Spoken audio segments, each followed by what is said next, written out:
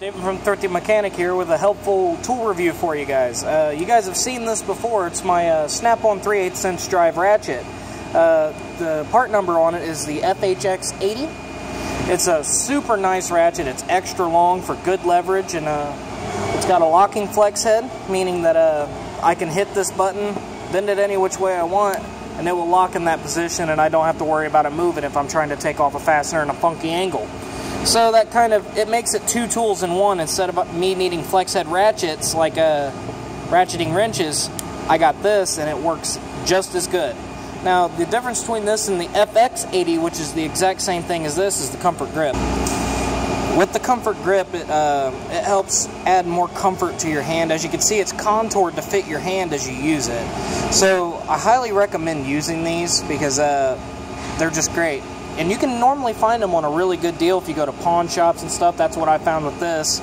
And some people get upset saying, oh, well, it's used, I don't want a used tool.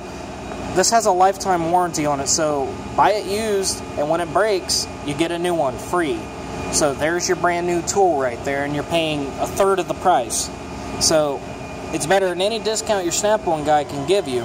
So just remember that. And oh, don't mind that background noise. That's just a truck getting dropped off because it broke its drive shaft.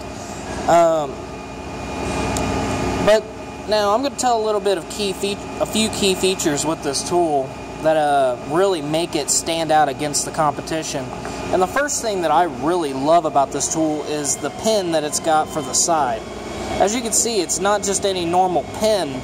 It's actually screwed in. It's like a bolt almost. And I think that's super cool when it comes to maintaining the tool, because when the tool is able to be maintained and put in to be sure that everything's nice and tight and all that, kind of like the Tekton pliers that Real Tool Reviews did. They got like a little bolt on the side that you can tighten everything back up as it gets worn out from use. Well, the same idea here, except it's on the neck. So that's a really, really good feature of this. And not just that, if you look really deep in there, you see that moving mechanism? You can actually disable that mechanism by pulling down and swiping it off to the side, and then you got a regular flex head all over again. It doesn't lock. That's an awesome feature with this tool. Then when you're done with it, you just pull it down, back in the middle, and it'll lock right back into place. And look at that, it won't move anymore. So that's a super cool feature with this. Now the next thing that like most people worry about is socket retention. Right here I got a Snap-on 3/8 inch drive socket. It's a 17 millimeter. And get my camera to focus here. 17 millimeter socket. It's been used a little bit, so you know you're like, okay, it's not a brand new socket. It's not going to be a snug fit. So it takes quite a bit of force for me to get that socket off, so you know it's not going anywhere if you accidentally bump it on something or you turn it upside down or anything like that. It's there for the long haul. Another thing is it's a sealed ratchet head. It even says it on it, it's sealed.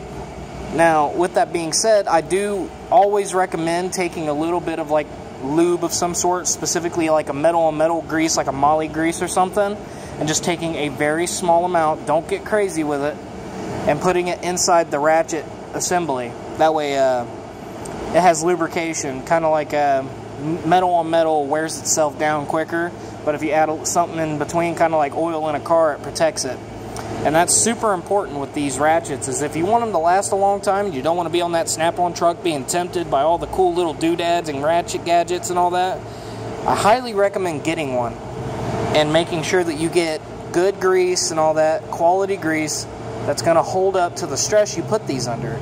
Now, I've put this thing through its paces. I've owned it for a few years now, and I paid 60 bucks for it out of a pawn shop, and I think that was probably the greatest deal ever on earth, because even on eBay or Craigslist you can't find these for 60 bucks, so getting it at a pawn shop was great. So that's definitely a good buy. Don't be afraid to check out your local pawn shops, because they often have really, really good tools for the money. So make sure you keep your eyes out for these. These are excellent tools. They will last you a long time, and it'll be the only 3/8 ratchet you need in a long flex head style. I have shorter ratchets right here, but I don't really use them because this does everything I need it to. And I know if I break it, come Thursday morning, I got my Snap-on guy there to give me a brand new one. So this is great, but I highly recommend pairing it with like either Snap-on sockets or a decent socket like Gray Pneumatic, Mac, something of that nature. You don't want to use like cheapo sockets on it because it just doesn't seem to fit right. It has the retainer hole and all that stuff, and it also has bevels on the inside for the ball to sit in to make sure it doesn't fall out. But that's why these are so good. I mean, it's the best. You don't want to cheap out on your hand tools because they're going to make you the most money. And I think I'm a testament to that because I've spent probably altogether on all my tools probably around $7,000 to $10,000 in tools. And I'm still always looking for new tools to buy that are going to make my job easier. I got to get a ball joint set still. I got to get a brake flare set for work. I got to get all that stuff. And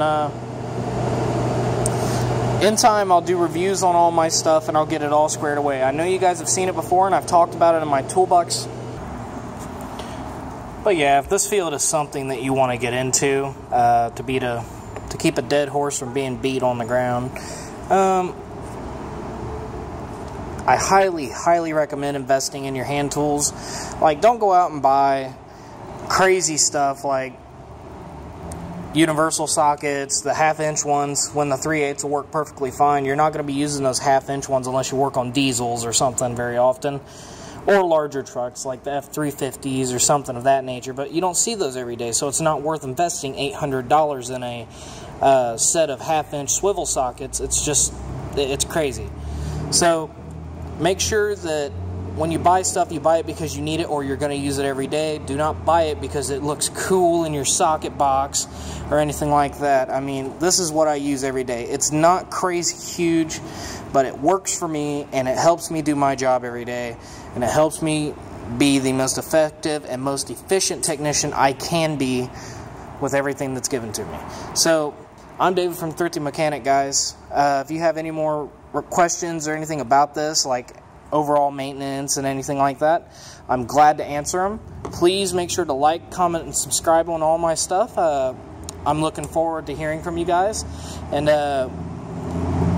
I'll see you next time. Stay thrifty.